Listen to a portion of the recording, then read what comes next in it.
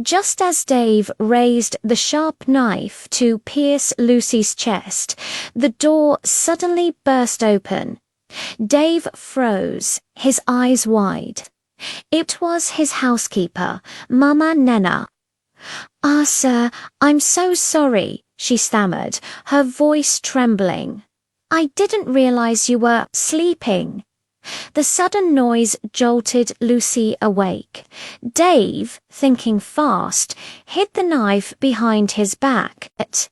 Mama Nena, her face pale with fear, continued, "Sir, armed robbers have entered the estate. They are everywhere. Please call security." Dave nodded calmly, his expression unreadable. "Thank you for the warning. You can leave now." As Mama Nena scurried away, Lucy sat up, completely confused. "What was that about?" she asked, rubbing her eyes. Dave put on a reassuring smile. "Nothing to worry about, my love. Just a small issue. Everything is fine." But it wasn't fine for Dave. With security guards swarming the mansion all night, he knew his evil plan was ruined. He couldn't risk it. He had to make another plan, a better one. The next morning, Dave approached Lucy with a brilliant smile. "My love," he said smoothly, "how about we go to Dubai for a vacation? Just the two of us." Lucy's eyes lit up, and she screamed with excitement. "Dubai? Are you serious?" she shouted, jumping up and down. Dave's smile widened. Perfect.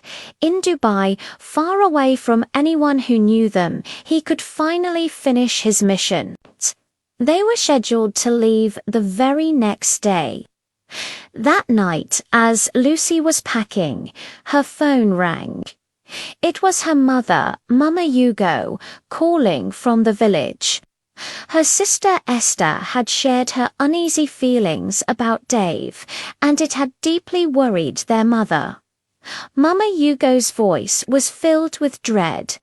"Lucy, my daughter, I had a terrible dream. I saw you in a dark place, crying for help." Her voice cracked as she pleaded, "Please, I beg you, don't travel with that man. My spirit is not at rest. Leave him." But Lucy flew into a rage. "Stop it, Mama." She yelled into the phone, "Don't you dare tell me what to do. I'm a grown woman."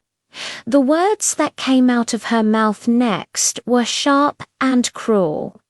"You just want me to end up poor, like you did. Marry a poor man like my father. I hate poverty.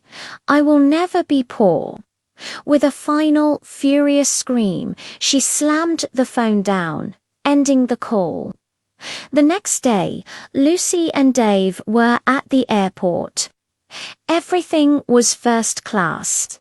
As they boarded the flight to Dubai, Lucy felt a surge of pride. The plush seats, the champagne, the attentive flight attendants. This was the life she deserved. This was what it felt like to be important. They checked into a magnificent five-star hotel, a palace of luxury. That evening, Lucy decided to take a long, relaxing shower in the marble bathroom. She stepped out later, wrapped in a fluffy towel, a blissful smile on her face. But the smile vanished in an instant. There, in the middle of the room, stood Dave. His face was twisted into a sinister grin, and in his hand, gleaming under the soft hotel lights, was a long, sharp knife. Dave let out a chilling, loud laugh. "You are even more foolish than I thought," he sneered.